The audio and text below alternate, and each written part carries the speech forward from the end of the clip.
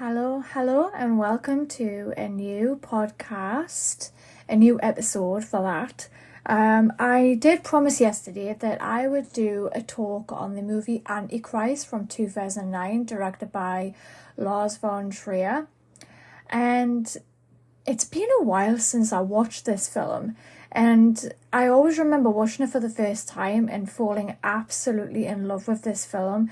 And I'm going to go into why I fell in love with this film. But because I haven't seen it for a while, I've just rewatched it and I've just this minute finished it. And let me tell you, I remember now why I went back to this film.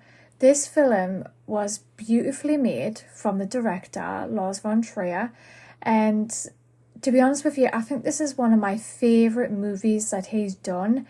And there's two really famous actors in this as well that play the main roles.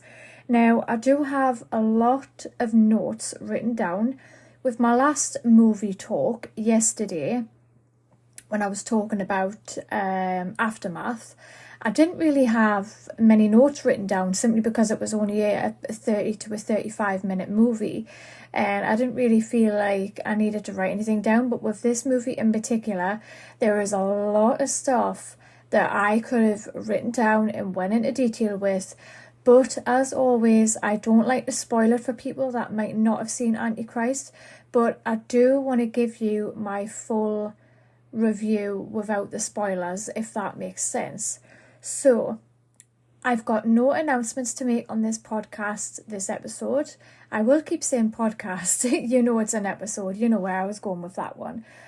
But today's talk is, once again, AntiChrist by Lars von Trier. Now, if you are interested in listening to what I have to say, then please keep on listening. So today's movie is AntiChrist from 2009, directed by Lars von Trier. And we have two famous actors in this movie, William Dafoe and Charlotte Gainsbourg. Now, I remember quite a while ago when I first watched this one, this was before I'd ever seen Charlotte Gainsbourg's other movies and also William Dafoe. So at that particular time, I didn't really know the actors very well. I didn't know what they acted in. I just watched the movie because it was a Lars von Trier movie, and I just thought of this movie as a fantastic film. And lo and behold, like I said, I never watched it for a while. But over that time, since the last time I did watch it, because I have it on DVD, since that time, I have learnt a lot more by Charlotte Gainsbourg and also William Dafoe, but we're going to go into those two in just a second. The movie that we're talking about originates from Denmark, so that's quite interesting. We're going to Denmark today. And it runs at 1 hour, 48 minutes and 49 seconds, according to this piece of information. Now, the genres for this movie, I will say up front, they do go by sexual violence against women, BDSM, gore, gruesome, sexual violence against men, self-harm, family, misery, and depressing. Now, there is a bit of sexual violence against women. The BDSM, however, I'm not too sure where that goes into this, because I never noticed anything to do with BDSM. But moving on, gore, gruesome. There is a bit of gruesome scenes in this. There is a bit of gore, but not as much as other extreme cinema films that we all might have seen up to now. And then sexual violence against men. There is a lot of sexual aspects to this movie, and there is a bit of violence against the main actor in this film, so sexual violence against men. The self-harm, there is a little minute part of that in this film. The family portion of it, this film is based on a couple with a child, but I'm going to go into that in a second anyway. And then it's got misery, depressing. Now, I understand exactly where the misery and depressing comes from, because I am going to go into this movie as a whole. Now, I really do feel like after searching up Charlotte Gainsbourg and searching up William Dafoe and finding out what movies they've been in, I kind of feel like this movie should be more mainstream than it actually is. And I'm quite surprised that when you mention William Dafoe or Charlotte Gainsbourg, the first movies that pop up in your head isn't AntiChrist. And then when you mention Lars von Trier, AntiChrist comes second or third. So I'm very surprised at that, because AntiChrist, to me, like I said before, is a beautifully well-made film. And the acting is this, I can't even get my words out because I'm that excited to talk about it. But the acting in this film is unreal, and they deserve more recognition for this film. And this film as a whole deserves more recognition than what it's actually getting. You know, I mean, crikey, this is from 2009. That's how many years old now? 9? Oh God, 10, 20... 22. Oh my God, it's quite a few years old, this one. So I'm just going to go straight into this now, talk about the different chapters of this movie, because there is a few chapters, and I'm going to go through individually each chapter of my thoughts and opinions and what I saw on screen. But there will become a time where I can't say too much because it'll give the film away, and I don't really want to do that. But I will have to put up a warning for anybody that has not seen this film. If you are a couple with a child, or you are planning to have a child, I would maybe look into what you'll be watching in the very beginning of this film, because this could be a trigger for a lot of women and men out there. So please beware. There is a trigger in this film. I mean, there's a lot of triggers with gore and everything like that, you know these films. But this specific trigger is actually heart-wrenching, and it's not something that should be taken lightly when you go into this film. And this could be me looking too much into it, but if you know me as well as what you think you do, I watch these extreme cinema films with an open mind, and I go into all these films, you know, with no judgment, or no prejudgment, I should say. And I mean, I do look up the films what I'm going to be watching, but I don't go too much in detail about what I'm going to be watching, because I don't want it to destroy or have any impact on what my thought process would be coming out of the film. So, like I said, there's a trigger in this film that you should be beware of. But I am going to go into it though, because I do want people to know exactly what they're going to be getting into. But the rest of it later on, like I said, I'm not going to be saying too much, because I want people to go out and watch this.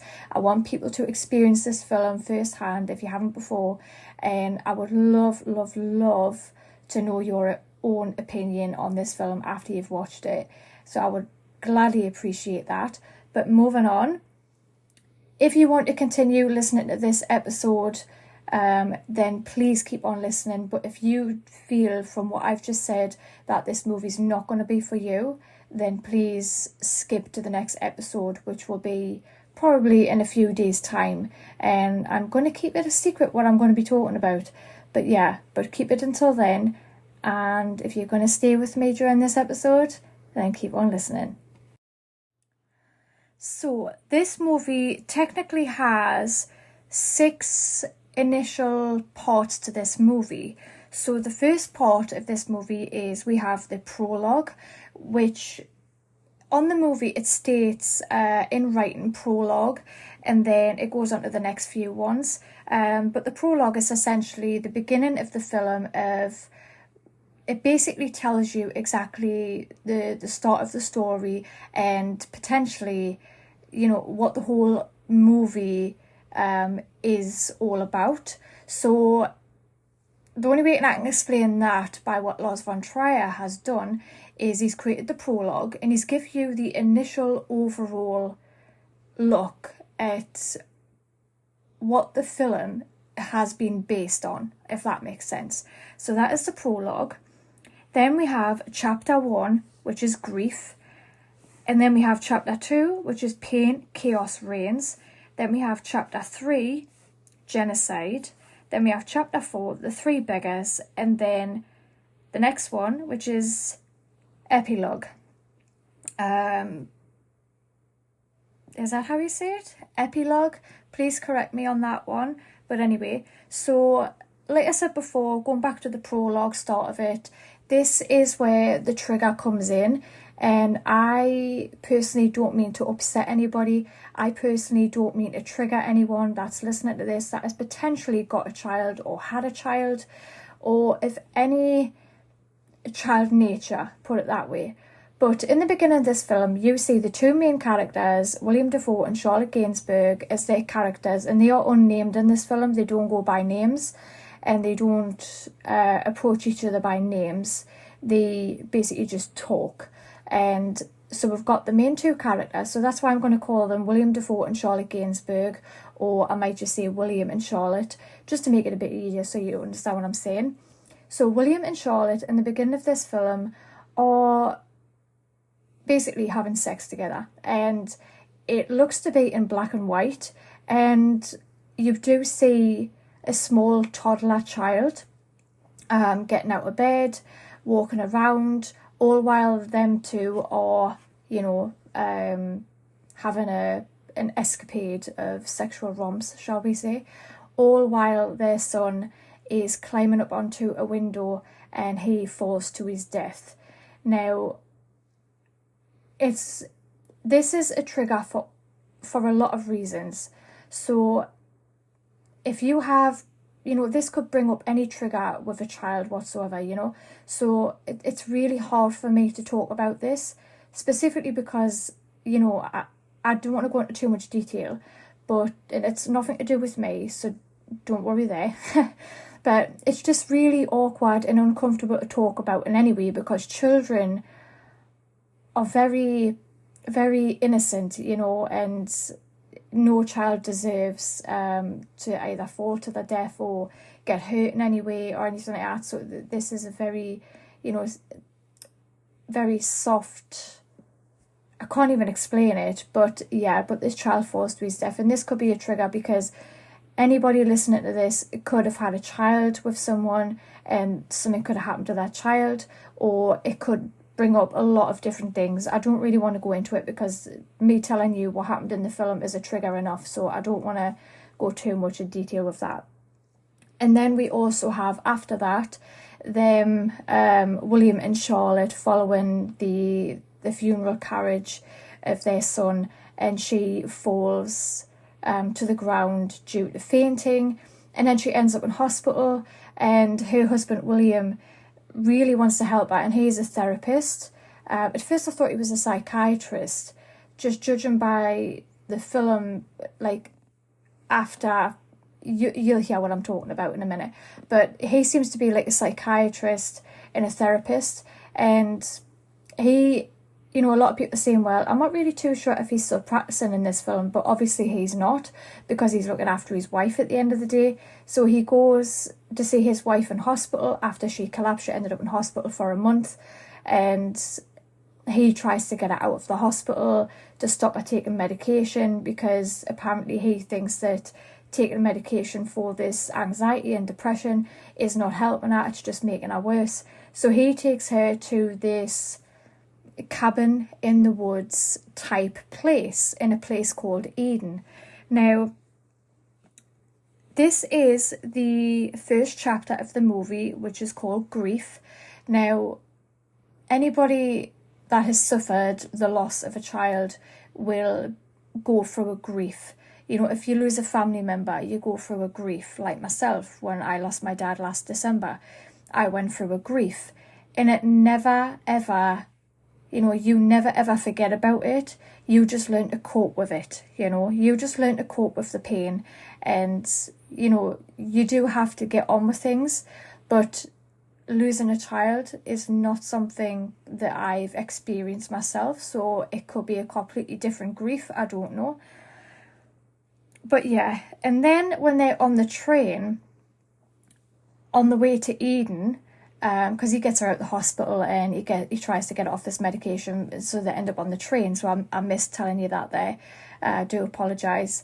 But they're on the train, and when the train's moving, all the trees are going past. Now, what I will say is, pay close attention to the trees that's going past on the train, because you do see something in the trees. Quite a few things. So you have to really pay attention when you're watching this movie. But then they get to the woods and he walks her through the woods, and she finds it very difficult to walk through a few parts of the wood, and she finds it very difficult to walk in the grass. You know, she run in the grass to get where she is, and so she found it very, very hard to walk on the grass and, you know, sort of feel one with the woods almost, you know. So that was that. And he, you know, it with their relationship leading up to Eden so far, my thought process was, you know, I kind of understand where both of them are coming from, because he, as a husband, being, you know, being a what do you even call it? I can't even remember what you call him. Not a psychologist, a therapist. That's the word I'm looking for. I'm not even going to cut that out. A therapist. So because he's a therapist and that's his job and he's done it for years, it's a tricky one, because you as a therapist, obviously he loves his wife Charlotte and he wants to help her through this, and it kind of almost seems like he's not grieving at all and he's just focusing on his wife. But I mean, you know, people react to things different ways, so I'm not too sure if that's his coping mechanism. You know, the way he's trying to deal with it is by helping his wife through it and they work through it together. I'm not too sure. But yeah, but that's basically the tricky part of that relationship, is he's trying to be the husband, but he's also trying to be the therapist. And she is thinking that she's just a patient of his, that, you know, he never once paid her attention until now. And so she is like a patient to him. So I can almost see where they are both coming from. So, I mean, what would you do in that situation if you're a therapist, you know?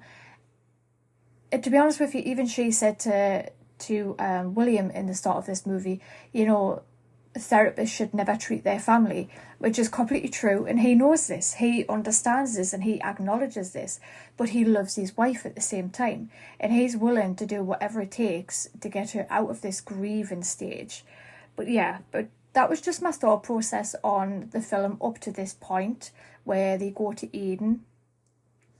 And if you ask me, Eden references the Garden of Eden in the Bible. Now, this movie isn't just a movie about a couple that are grieving the loss of their son. This movie is also a spiritual kind of movie, and it leans into good and evil. And I'm going to go into that in a little bit more a bit later on, because I wrote my notes on this, because I found this part of the movie fascinating. But before I skip to that, I'm going to continue, because I can kind of do that. I can talk about one thing and then get distracted by a different fact and go to that and not remember what I said before. So that's just me. Please forgive me, okay? But moving on to chapter 2. So moving on from chapter 1, we are now on chapter 2, which is Pain, Chaos Reigns. Now, this part of the movie was very strange, because as we have just talked about, William is doing certain challenges and different things for Charlotte that is making her a lot more comfortable in her surroundings of the woods at Eden. And he is giving her, you know, all of this patience. He's giving her all of this help, and he's helping her through her grief and whatnot, what have you. And it seems to me that even though she suffered with anxiety in this movie, and there is a stint in this movie where she suffers from anxiety and she's shaking and everything like that, and then there is a part of this movie which I didn't really want to go too much into, because it is a very sensitive topic of self-harm, which is what the genre is described in the very beginning of this episode. of self-harm, so she does try to harm herself in some way. So her mood swings are very up and down with her grief and her anxiety and everything like that. Then one minute she is like this, but then the next minute she turns out she says she is cured and she's happy now. And she, William, who is the husband in this movie that we were just talking about, you can see by his face, he is like shocked at how she's all of a sudden like healed, basically. And I can see it in his face. His acting and her acting was unbelievable. But if you can show an audience watcher in your face exactly what you're thinking, you've done a good job, put it that way. And he did a fantastic job making me feel like, God, he's actually shocked at how quick that she seems to have gotten over all of this, And I mean, can somebody transform just like that overnight? I wouldn't have thought so. So I'm not surprised he was surprised, in shock or whatever you want to call it. Now, the Chaos Reigns part of the movie, which is chapter 2,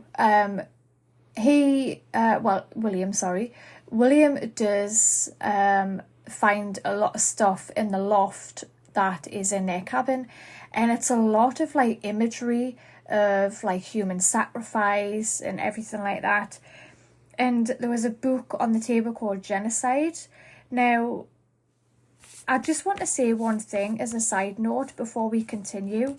I did write on my notes a quote what William Dafoe had said in this film at the kind of after the beginning of this film when they were on the way to Eden. I totally forgot to mention this, so I am just going to go back just a little bit when they're on the train. The quote he said, I absolutely love, and he said this to Charlotte on the train after he got her to go through like a storytelling scene of when she was closing her eyes and stuff, and he told her, what the mind can conceive and believe, it can achieve. And I had to write that down, and I'm going to go by that quote for the rest of time now, because I think it's a fantastic quote, and it's basically saying that whatever you but truly believe, it can actually happen. And there's nothing more perfect than hearing something like that, in a movie such as this one. But anyway, going back to the loft where he found this book that says Genocide on the front. He was looking through the book, and from what I could guess of what was said was, that Charlotte, when she was writing in this book, was talking about witches and how the devil marks you, or it can be invisible. And over time, when he's turning the pages, the writing becomes more scribble-like and more spaced out until there were just lines on the writing. And like I said, there was like pictures all over of like human sacrifice and everything like that. And it seemed to become an obsession to Charlotte in this film. And William approaches Charlotte about this, and he starts talking to her about this. And he noticed a picture of their child that they had unfortunately lost in the beginning of this film, when Charlotte had took her son to Eden a few summers, and when she could write on her thesis. And he noticed in the picture that their son had the shoes on the opposite feet, and he questioned her about this, and she basically shrugged it off like, oh, she must have had a bit of a, like a mind block that day or whatever. But then later on, he just find more images of different occasions where she's put the shoes on the wrong feet of their child. And not only that, when Charlotte is filling the fireplace full of paper, she comes across the autopsy report from their son that William had kept, and he didn't want to tell her in the beginning when he got it because she was in a very upset space. He didn't want to upset her more. And on the autopsy report, there was an image attached which showed a disfigured foot. So due to her putting the shoes on the wrong feet, this is what has deformed their child's feet, basically. So that is a little insight of the movie on that part of it. Then we get to chapter 3, which is Despair, Genocide. Now, I don't really want to go much more in detail about this film at this point, simply because it's the sort of movie that, yes, you can tell people what it's about, but there's a certain point where if you say anything else, you're just going to ruin the film for people. And yes, I must admit, it does sound pretty messed up. It does sound, not very appealing to a lot of people. But again, like the last episode that I did on Aftermath, like I said, there's a big difference from me talking about a film and you actually watching a film. So this film is definitely worth the watch. But apart from that, there is a lot more that goes into this film, by the way. There is, even though you don't see much relationship progress between William and Charlotte, you can feel it when you're watching it. And I know that's very strange. But like I said, there's a lot more elements to this movie that I've missed out, most likely. But again, I don't want to give away too much information. But I did need to talk about this film, simply because, like I said in the very beginning of this podcast, it's a fantastically and beautifully filmed film. That rhymed. I'm a poet and I didn't even know it. I do apologise. But yeah. But this movie is absolutely fantastic. And there's a lot of depth and meaning to this film as well. That's another thing what I love about this movie. It's very depth, like you've got a lot of depth with this film, and the whole cinema photography in this film, the way certain scenes are captured with slow motion and then bits are black and white, and the music that's involved in this film, it's just... Honestly, it's a fantastic film, which everybody needs to watch and give a lot more credit for, But on that note, I am going to give you a little bit of a synopsis on this movie so you can get a little bit more leeway of this film. So the introduction synopsis of this film says... While a married couple, William Dafoe and Charlotte Gainsbourg, is having sex, their infant son is in a nearby room. Sorry about that. Falls out of a window to his death. She becomes distraught and hospitalized, but her husband, who is a psychiatrist, I knew he was a psychiatrist, but I thought he was a therapist. But anyway, moving on, attempts to treat her. Deciding that she needs to face her fears, he takes her to a cabin in the woods where she spent a previous summer with the boy. Once they were there, she becomes more unhinged and starts penetrating sexual violence on her husband and herself. So that is a little synopsis there for you. Now, going to William Dafoe. William Dafoe is an American actor. He has been nominated for many different awards. So he's been voted for Best Actor in addition to receiving nominations of 4 Academy Awards, 4 Screen Actors Guild Awards, 3 Global Globe Awards, and a British Academy Film Award. So that's amazing in itself. He is now 67 years old, and the films that he is noted for, I am shocked at this. Like I said in the beginning, this film should be more mainstream than what it is because of William Dafoe's acting skills and also because of the amount of movies he's been in. So the first one we have here is The Lighthouse from 2019, Spider-Man from 2002, Spider-Man No Way Home from 2021, American Psycho from 2000. That is another favourite movie of mine, but that is more in the mainstream horror movies, if that makes sense. So that's why I've never mentioned American Psycho on this podcast, but now you know that's one of my favourites. And then we've got Platoon from 1986, AntiChrist, which we've just been talking about, from 2009, The Northman from 2022, so that's this year. Oh my god, he's been in loads. We've got Aquaman from 2018, John Wick from 2014, Death Note from 2017. Let's have a look. We have Aquaman and the Lost Kingdom from 2023, so look out for that one. No doubt when William Dafoe does a new movie, I will be checking it out, and I will be also checking out all of the other movies that he's done as a main actor, and I will be talking about him more so on my social media, not necessarily on my podcast. So I will be checking out more of his movies now that I've rewatched AntiChrist. Now, Charlotte Gainsbourg, she is, however, a British-French actress and singer. She is the daughter of English actress Jane Birkin and French musician Serge Gainsbourg. Please correct me on that one. After making her musical debut with her father on the song Lemon Incest at the age of 12, she released an album with her father at the age of 15. Well. Did you know this? I did not know this. Now, the film I do know that she's been in, however, is Nymphomaniac from 2013. Now, Nymphomaniac was probably the first movie of Charlotte Gainsbourg after AntiChrist that I ever saw.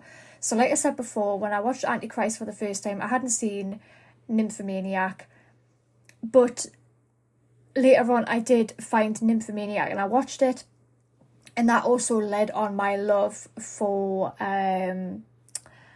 the band that was featured in Nymphomaniac. Oh my lord, Rammstein, that's the name, and they are a German rock band that brought on the whole Rammstein fan rage of mine. But Nymphomaniac from 2013 was the second movie of Charlotte Gainsbourg that I ever saw, and she also too was in a few movies. So we have Melancholy from 2011. We've got The Snowman from 2017. We have a lot of movies here which I've never heard of. Unlike William Dafoe, a lot of his movies are mainstream and a lot of people know about them. Whereas Charlotte Gainsbourg, a lot of her movies don't seem to be that mainstream, unless I'm missing something, unless I just haven't, been looking into the mainstream movies lately. But there is a lot of movies that she's done as well. So I'm just going to rattle off a few here. Kung Fu Master from 1988. Misunderstood from 2014. Lemming from 2005. We have The Jews from 2016. Love, Etc. from 1996. Do Not Disturb from 2012. And His Wife from 2014. Now, there is a lot more movies that she's done, but I'm not going to go through all of them on this podcast because it's not relating to that. But yeah, I just thought I'd give you a little bit of an introduction to William Dafoe and Charlotte Gainsbourg. So again, even if you haven't seen Lars von Trier's AntiChrist, but you do know of Charlotte Gainsbourg or William Dafoe, then please give AntiChrist a watch. It's, like I said, it's a fantastically, beautifully filmed movie. I'm not going to rhyme it again. But my overall thoughts on this movie is, again, just go and watch it. I can't stress that enough. And I'm really happy that I got to talk about this movie. And I don't know why I haven't done it sooner. But without any more rambling, I hope you enjoyed this podcast. Please keep your eyes peeled for a new episode, which will be in a few days' time. But I will be announcing that on my social media. So if you're not following me on Facebook, it is just Century Hours Kirsty Nightmare. You can't go wrong. And also let me know what you think about this movie if you have seen it. If you haven't seen it, let me know what your thoughts are about this podcast. And I will catch you on the next one.